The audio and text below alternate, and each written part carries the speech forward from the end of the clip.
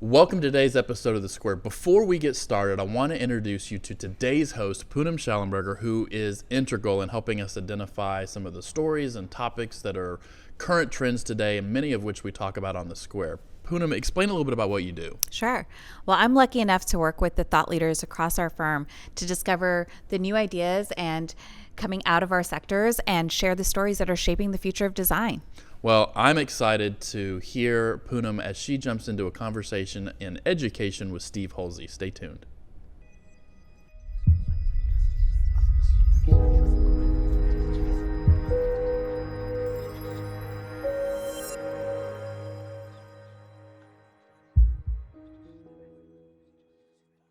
Welcome to today's episode of The Square. Today, we're talking about education and the impacts of the pandemic on the ways that we approach school. We're going to get beyond masks and social distancing to talk about the ways that pandemic and the responses to the pandemic have changed the ways we approach school. Today, I'm here with President and the market sector leader of the education practice here at Corgan, Steve Hulsey. Thank you, Punam. Glad to be here this morning. Thanks, Steve. So school looks really different this year, right, Steve? I feel like so many kids are hybrid or they're remote or in person, but more than how we are doing school, I would imagine that this last year has really changed the ways that parents and teachers and students are thinking about school and the ways that they're approaching school. How do you think these new models have changed the ways that we're approaching the school campus?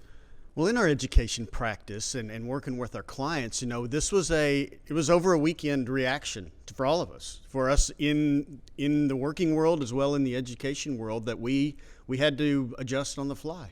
Yeah. And the training and the understanding of how to use the virtual world and now use and work into the virtual world and the in-person world has just been a model that has been worked through as we do it. So knowing that and knowing the way education has built over the many years since we've had education models and public schools and private schools, they always like to go through a process, understand the process, test the process, understand how the process works for the students, not only just the students, but for the individual. And that whole testing scenario was done on the fly. So there's a lot of things that they have learned by doing, which is, as we know, the best way to learn. Yeah.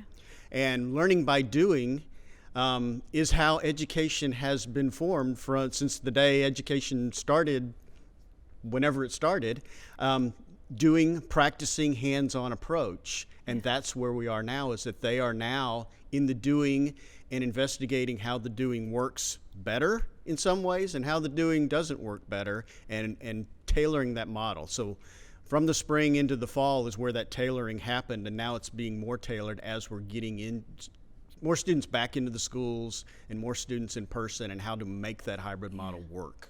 You bring up a good point. So much of the ways that we learn, the fundamentals of the ways that we learn and teach ourselves and teach others, involves this hands-on element, this idea of let's test things, let me watch you mess something up and learn from that, and communication and collaboration. And while we've kind of evolved these several approaches that are different from district to district, depending on their local guidelines and best practices, it seems like there's still that fundamental goal, right, of educating our students, giving them a safe and welcoming and encouraging environment, keeping them safe. But it seems like there's this sort of contradiction between the fundamentals of how we learn and then kind of some of the best practices we have to have in place. Can you talk to me a little bit about maybe the friction that comes up there?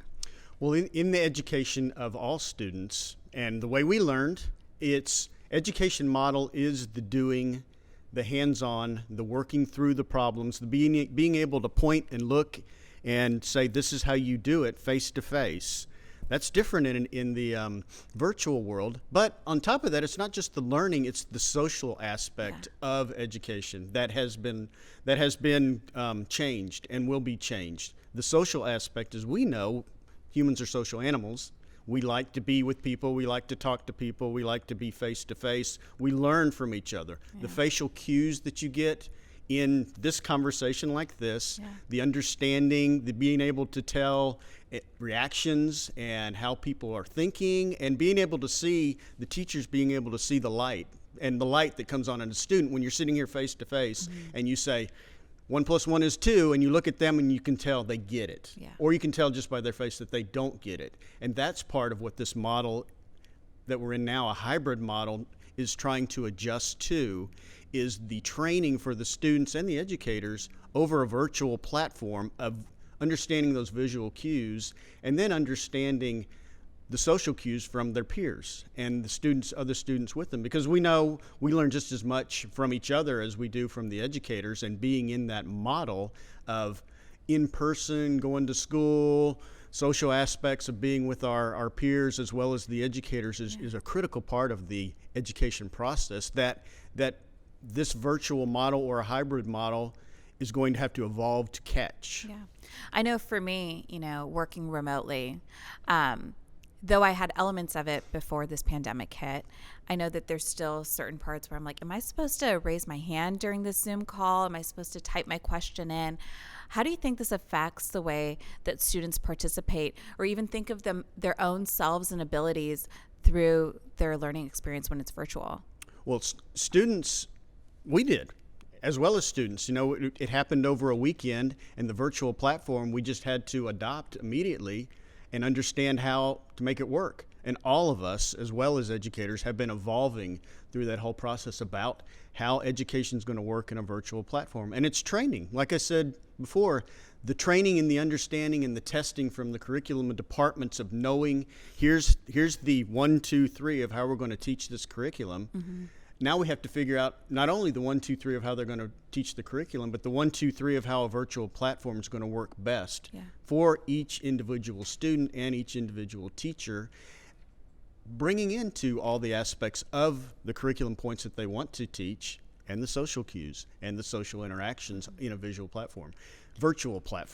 And that's part of the process that we've been going through the last 6 months. And it's going to continue. It's going to continue for all of us until we get to that point that the hybrid model works where there is all of that incorporated into one platform. And there may be another platform that's out there that we don't know about, and I'm sure there is, that is going to be an even more virtual platform where you can incorporate the social interaction of students into the education model. Yeah. Before this pandemic, I think a lot of students were already starting to live online, obviously depending on your age group, right? They had their gaming communities, they had social communities that lived on virtual platforms or chat rooms and things like that. But I would imagine that kind of being on display and maybe not being able to choose that setting for yourself affects the way that you might think of the ways you interact with others or the ways that you think about yourself. How do you think that moving community onto this pretty virtual and maybe even exclusively virtual platform has affected things like confidence or relationships between students and peers or between students and teachers?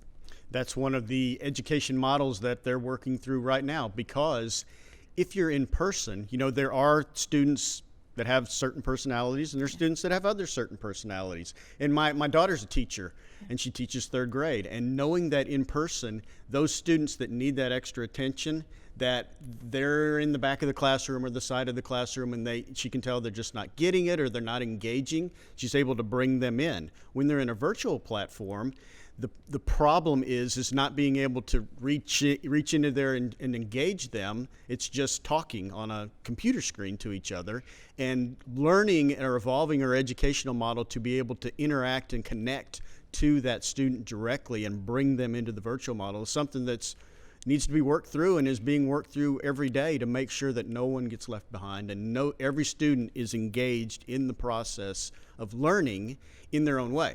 As we know, every student has a different speed, every student has a different engagement, every student has a different situation. It's got to be a very tailored, individual method of educating students. Yeah.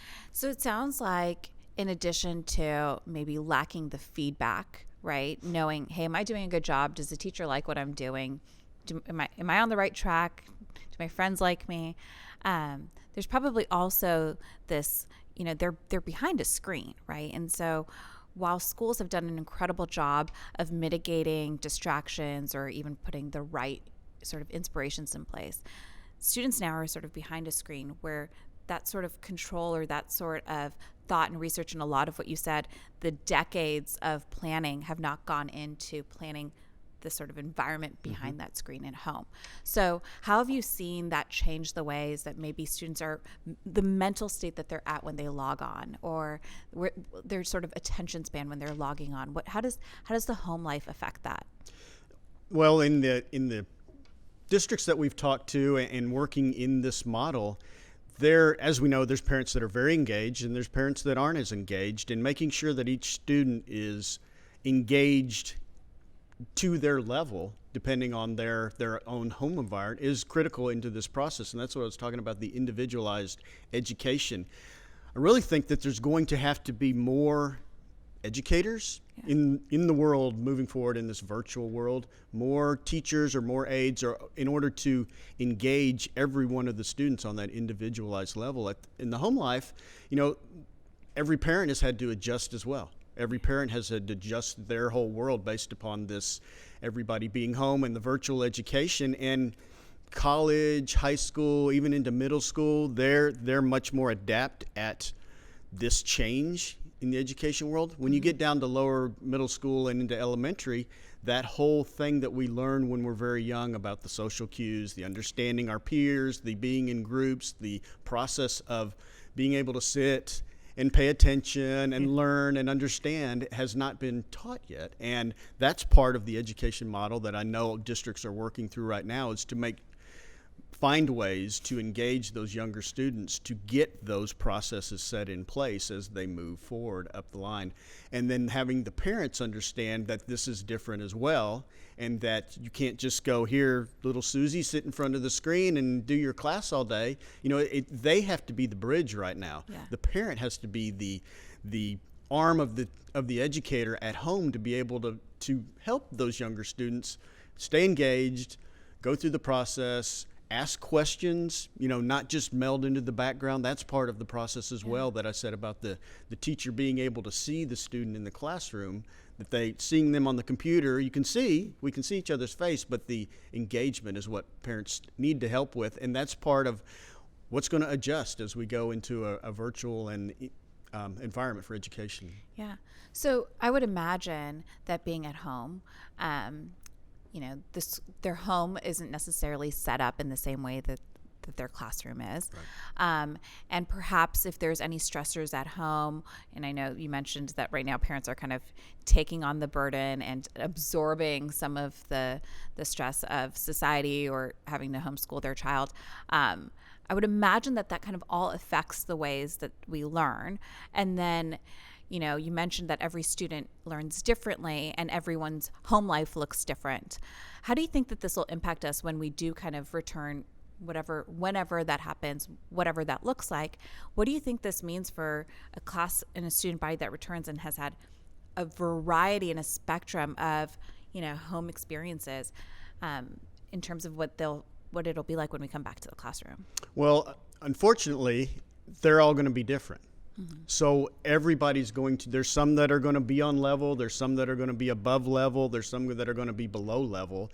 And that's what we're the educators now are working through that process to level them all out and get them up to level that they're supposed to be. Mm-hmm. Learning on the fly, learning how to teach on the fly in this, and keeping them up to that level and keeping everybody together. So that's where the parents are coming into help right now. Once we move through this and we go into the hybrid world of after COVID, vaccines out there and people start going back to school, I think there's going to be, I call it a very hyper-flexible type of education model that's really going to be tailored for every student, more than it has been in the past.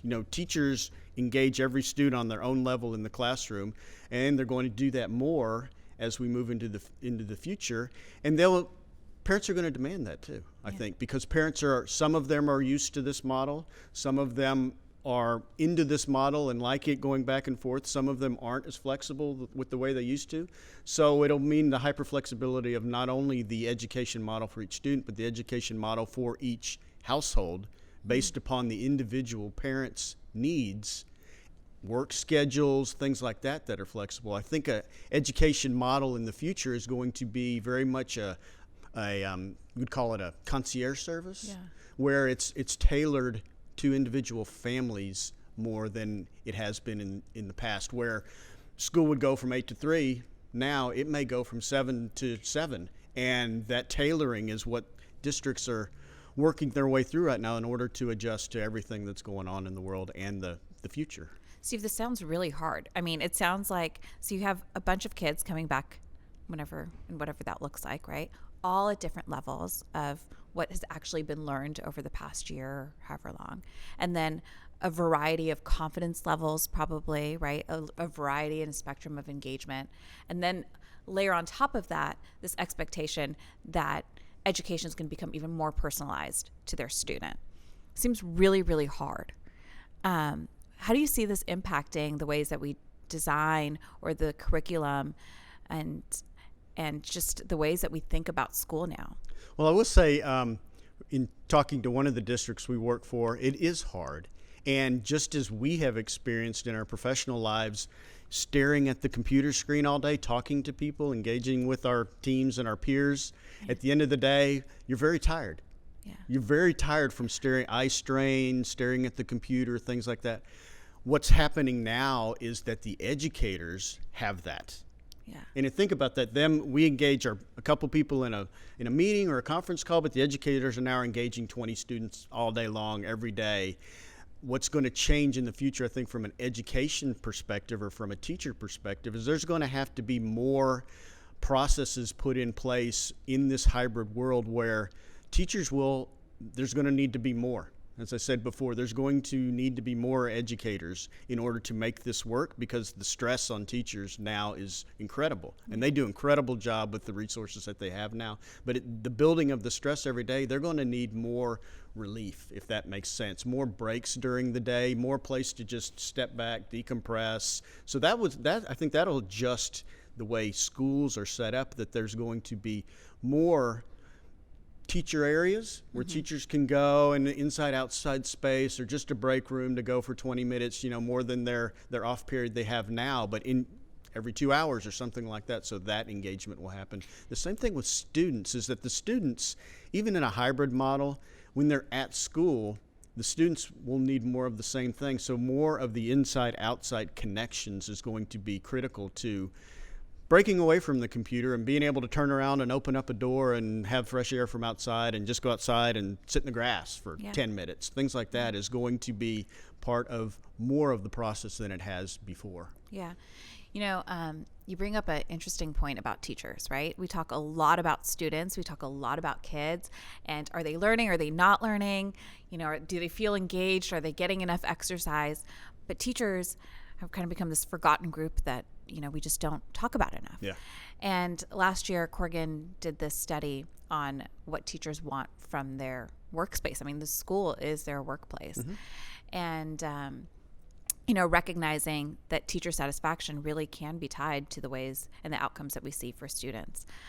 What sorts of support do you think we're going to need to offer teachers? You mentioned some of it, but how are we turning our attention to getting teachers to feel safe and empowered and well supported as they return to the classroom, so that we can get our kids back? Educators are rock stars. Yeah. They're under, as we said, we're all working through this model. They're working through the model in real time. Yeah.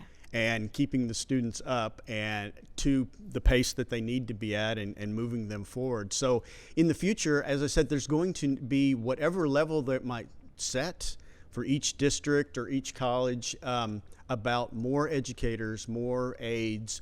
And there's going to be, I think, in the virtual world, it's going to allow more resources to be brought to everyone from around the world. So in that model, there could be a specialist that is in Finland that teaches a certain thing and is the best in the world at teaching that certain thing. Well, right now there's very, very loose connection to those experts around the world. I think that will be impacted more in the future, that all those experts will be accessible to everybody in every district, and teachers will be able to set up educators, districts, processes to bring educators to every school, and have all those specialties that they are trying to do right now, and be able to flex into that, which will help alleviate some of the stress for the teachers.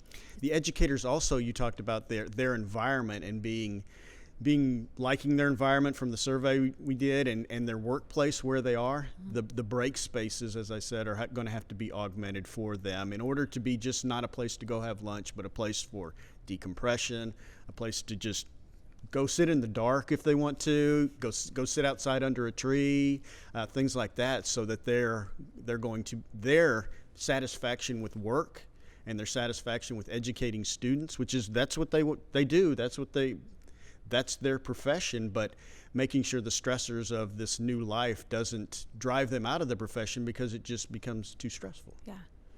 You mentioned bringing educators and experts in from outside of the classroom. And, we had already sort of seen the breakdown of traditional campus boundaries and starting to engage with the community a little bit more, or maybe the possibility of connecting to, a school in China, for instance, as a partner school.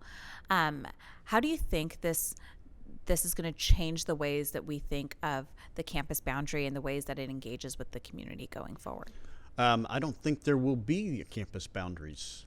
There'll be a campus building, there'll be a school, but inside of that school, I see the transition of a new space, a space that may be, I'm not going to design it, but it's a space that is used for all of the community connections, all of the world connections, and this space will be used by everybody. Right. And you will come in, and it'll be augmented reality or a virtual reality environment that's set up for students, and there'll be students from one district and students from another state and students from overseas all pulling together and learning from each other.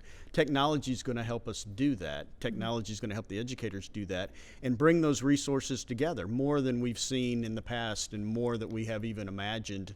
Being able to understand everybody across the world, across the U.S., and bringing it to your space is something that's going to be critical for each one of the students to have. Yeah, and even if it's half your classrooms, excuse me, if even half your classroom is remote and you're on the campus, that's another way that it just kind of blends that space. Absolutely. So if we're thinking about the actual physical space now, how do you think that the ways that we engage with that space is different? I know that for me, I'm a little bit more hyper aware of, has this been cleaned? Has this been sanitized?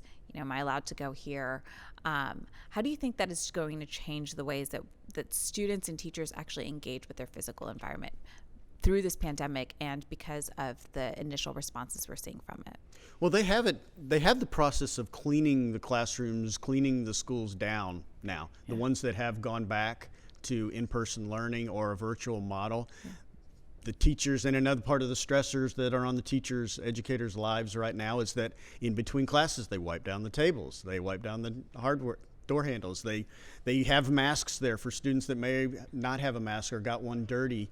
Mm-hmm. All of that process is, they come in and they get hand sanitizer. All that process is worked into their educational model, and it is part of just part of the way it is now. So the cleaning and the safe buildings, they're working through that, and that has been engaged. What's going to change in the future is the as I said, the flexible model, the hyper flexible model, where there's some parents that don't want to come back. Mm-hmm. They want to keep their student in a virtual world, and then there's some parents that want to come back halfway, half and half, and then there's some parents that the students are there all day long in a full in-person model. So that hyper flexibility that I talked about, and keeping in the design of the building, keeping those groups apart. So keeping them in their cohorts of, here is a outside access classroom, flexible classroom for the ones that are just coming to get that specialized learning, but they're doing the rest of their education at home. The middle group is the ones that are doing half and half, so they're doing half at home, half in school, so they have their own space. And then the ones that are there full-time all day doing it in-person learning. I think it's going to be real critical to keep those groups separate, and they're each going to have a separate kind of model in the educational facility. Classroom's going to be a classroom. Classrooms are there. We've got millions of classrooms across the United States. Those are going to stay. There will be classrooms in the future. There's still going to be classrooms. But once you get inside of it, the flexibility and the access to technology and the way they sit and the way they act and the way they interact together will be a little different than it is now. But it's the school districts were very much into a collaborative environment, technology integration. So it's just slightly tweaked there. Yeah. It's more of the different groups of students and the different family needs that are going to adjust how we design schools and how we interact with the communities that the schools are in. So it sounds like even just the ways that we're thinking about student wellness has changed. You know, we were really focused on mental health and emotional health, but it seems like we're also now adding this real sort of, or maybe renewed appreciation for their physical well-being as well, and seeing that being integrated into the ways that we do think of campus safety and security. Can you talk to me a little bit about how we think our notion of feeling safe on campus is going to change? Well, feeling safe on campus is something that has been forefront of education design for forever. And if we go to a hyper-flexible model, there's more interaction of people coming in and out on the campus. So, and what I think as well is there's going to be more access points to the building. You know, right now, most of the K-12 schools, there's a front door, you come in the front door, you check in, you go somewhere in the building. Well, if you're separating groups into cohorts, then they need to have different entries, which is going to be a different process into getting into the building. So those safety protocols that the school districts and educators have established now at the front door, and this is the front door, we're going to have multiple of those in order to do this process, as well as the clinics are going to be different than they were. I would say that there's going to be more, I mean, they may not be full-blown clinics like we have in schools now, but there's going to be more health spaces also to serve those cohorts in each one of the different groups. Separate but equal, and separate but cohesive, so it's a different way of thinking. In addition to that, serving food, going to the cafeteria, preparing food, how all that will adjust, more prepackaged, more not as many grab and go things, more here's your lunch, or bring your lunch to you, and the cohesion of inside outside is going to be super critical in the designs of the future, making sure that every space has at least operable windows, doors to the outside, connecting or expanding the building footprint by pushing it more outside than it has in the past. Yeah, I'm sure kids are just dying to get back outside and hang out with their friends and actually play after having been stuck behind a screen for several months. Exactly, right. Okay, so Steve, you mentioned that when we come back to the school campus, it's going to look different, right? I mean, all the students are going to be at a different place in their learning, in their journey. Some people may have been remote, some may have been in a hybrid model, some may have parents who were able to kind of be more hands-on, and some may have had to kind of weather some of the burdens and stressors at home. How do you think this impacts students when they come back to the campus? Many different ways. So some of them have embraced this, and some of them have not embraced this. So, we call it part of the education process is making sure that everybody's, learning to a level or exceeding that level of going through the process. And the education that we've done, the school districts have done through this process, has lost some of that. Some of the students have excelled, some of them haven't. So there's a catching up period that they're working through right now, and the fact that the education of each student is not at the same level. So what they're going to have to, the school district is going to have to do as students come back, is to bring everybody up to that same level, bring everybody back to the levels that they're supposed to be on, and do the catch-up part of that. And the students' individual attention and individual education is going to be critical to be able to do that. And that's what educators are going to have to or are embracing and will embrace as the students come back, is bringing everybody back up to that same level and making sure that the education models are the flexible, as we talked about before, or are flexible as we talked about before, in order to bring those levels back up. We know that, as I said before, there's really, really engaged parents that are just, helicopter parents watching their students all day long, what they are, and there's parents that aren't as engaged and in that method, and those students reflect that. And the home life reflects that as well. So getting back into the schools is critical in order to bring that level back up equal for all students in order to bring their education models back up to You think the school's done such a great job over the course of decades and decades of refining the process, right? So it didn't matter what your personality type was or your learning type was, there was a space or a program or a teaching or curriculum style that would help meet you where you are.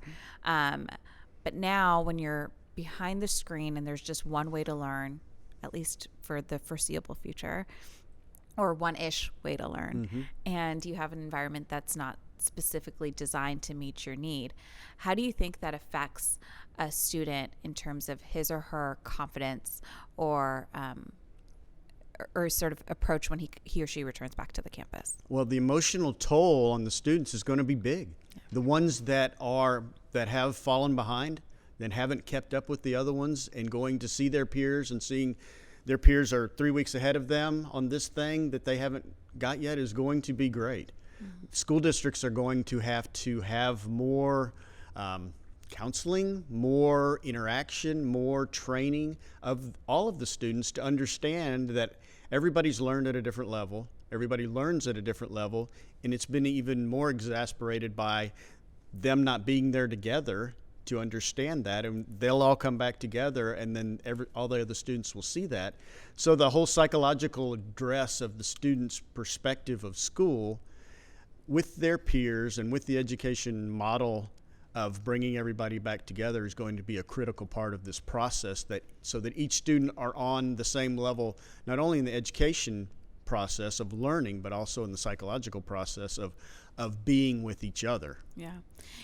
You brought up the need for counselors and this idea that the school has a responsibility to care for the emotional and mental needs of the student.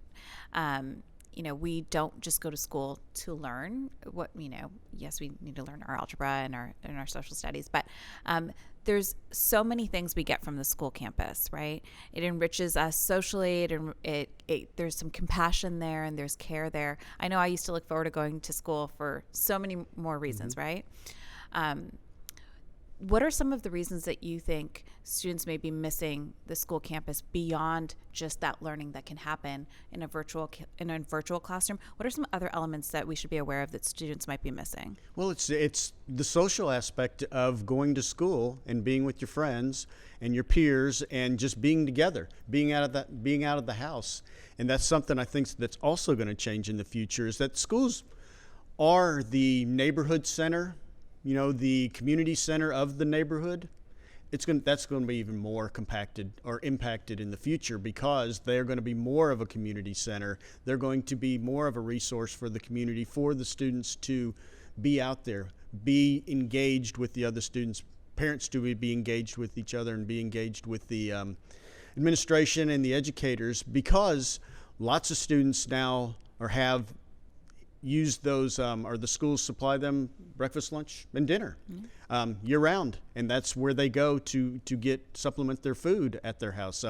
They go there to go and have a warm environment. They go there to be able to go see their friends and play and have the access to play equipment, have the access to technology. So that aspect, as I talked before about the concierge service for each student, is going to be expanded, in my opinion, and be expanded for the school districts to give access to the students tailored to their own particular need and their own family need, where it's not only just educating them, it's putting them in the social environment, giving them a recreational environment, food, security, everything that they need to make the well-rounded student grow and learn. Yeah. It seemed at the top of the pandemic, it became pretty clear that not everyone's home environment was the same. And the school had to wrestle with, how do we get kids lunches? How do we provide them those meals you talked about? How do we provide them Wi-Fi, right? Because not everyone has access to that. What are some other things that have sort of started to reveal themselves as to the ways that the school has been a critical part of people's lives in ways that maybe we didn't realize before this pandemic.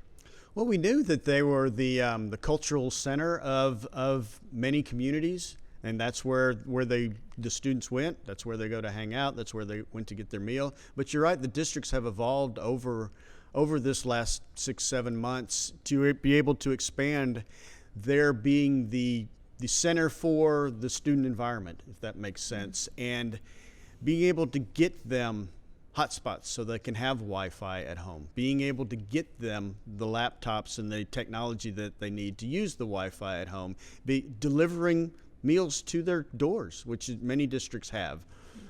Bus drivers have gone and brought them meals to every student's house. So embracing that whole student is what school districts have done. Now, when we get into the virtual world or the inside-out world, in-person and virtual world both, which will be the model of the future, that'll change the school districts. And they're going to change and adjust based upon every student's need. Yeah. It seems like the school district also is going, like through this pandemic, has sort of had their expectations raised as well of what's needed from them, and sort of serving the whole student as like their second place. The school's become this sort of second place, and we found a new value for the school. Absolutely. As I said, educators are rock stars, and they have worked through this tirelessly since it all started. And what we know and what we've seen is that we as parents are just demanding more from the school districts. Mm-hmm. Demanding more access, demanding more things to come to us and to be able to stay on level and stay paced so our children can learn. And that, as we know, those pressures that they've worked through and those things that they have just means school districts have more resources, more educators, provide more things, mm-hmm. which also means more money. Yeah. And all of that is going together to work to what the future will be. There's going to be a lot more resources, I think, provided by the school districts mm-hmm. for the students and the communities, but it's also going to mean that they're going to need to be funded. Yeah. So, Steve, we talk a lot about schools as pipelines of talent, right? And we've invested a lot in design and in career preparation to create a strong talent pipeline.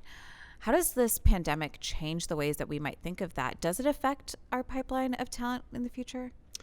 Yes, it does, because you can see this has changed education from kindergarten all the way through universities.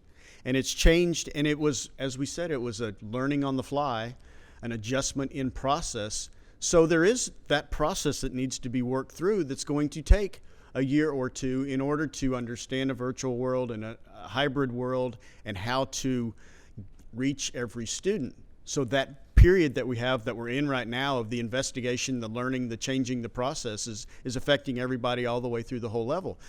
How will it affect every student or every level? We don't know yet, but it does. And are our educators going to have to work so much harder in order to do more, in order to bring everybody back up to level? Yes. Yeah. So it's going to change the way education happens. Are students going to have to do more in order to learn how to learn through this process the best way? Yes, it is. So if you take that and you project it out 3 or 5 years, knowing that you have that hard process in there that they've all worked through, in 3 to 5 years, everybody may be super fast about doing everything and has embraced this, and instead of 12 years, we only go to school for 10 years.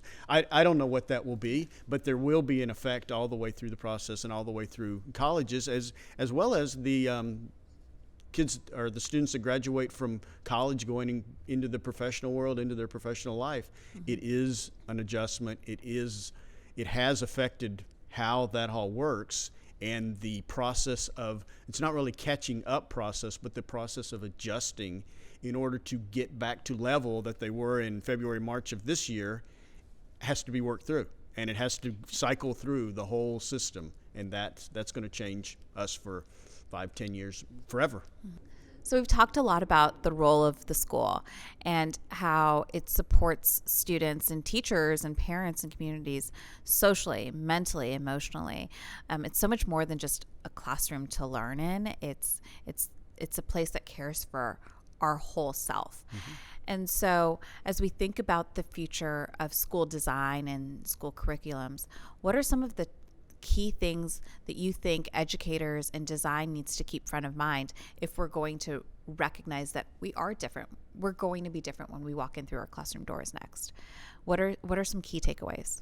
The key takeaways that I can think of is that, as I said, the educators are going to have more resources or change their processes or both in order to address the different educational models. And that can go in many different ways, but that is going to change how they teach, how they interact with students. The students themselves are also going to have to change to understand different models. So it's not going to be you come to a classroom and they teach and then they go to recess and do the way they did before. It's going to be an evolved model for all students to understand what's available to them, and the parents are going to have to also adjust based upon this model. So everybody's adjusting all the way through this process.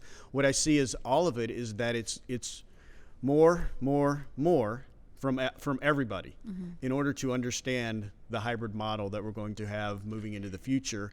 And the more is right now. And for the next year or a couple of years till this gets worked through, and then it becomes the standard. And as I said, the standard may be in a couple of years that because we've learned so much, because we've had these resources, these tailored approaches to everything, that we may be going faster in the future, which I think very well could be a result of this, is that things become more efficient. You know, just like us in the professional world now, as we're doing more Zoom calls, doing more Teams calls. Before, you would have to plug in travel and going to meetings and going from place to place. You can do minute by minute by minute and fill your entire day with being on a call with somebody. Yeah. That efficiency is good and bad.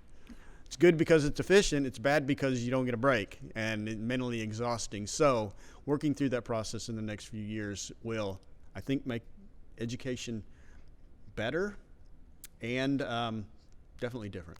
Yeah. So, Steve, when we think about empathetic design and human-centric design, how does the school design and curriculum and program recognize and honor the ways that parents, teachers, and students have been fundamentally changed because of this pandemic and because of the ways that the models have changed?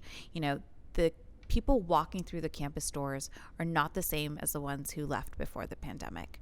So how does the school design respond to that and care for them and meet them where they are? School designs are going to have to be much more accessible but secure and flexible but rigid. So, solve that problem each different way. What I think is that in the future, because we've all changed and everybody will be changed, is that the flexible model is there's going to be less of parents drive up, drop off their kids at school, or students drive to school, go in the building, they go in for a time, they come out. There's going to be more interaction from the parents because the parents have gotten used to this, and some of them will want to be closer, be there. The community center aspect of a school and our designs of the school is going to be much greater in order to allow for that access, but also in order to have security, safety, and education. The teachers are also going to and have changed and will change more in order to be more flexible in the education models, to understand more involvement by parents on one side, less involvement by parents on the other side, and how to flex the school in order to address both of those different models. Yeah. Well, Steve, thank you so much for the conversation today. Really important information on what we might be able to expect from the future of the school campus. And thank you so much for joining us. If you're interested in learning more, we encourage you to take a look at the links in our description box. Otherwise, we'll see you next time.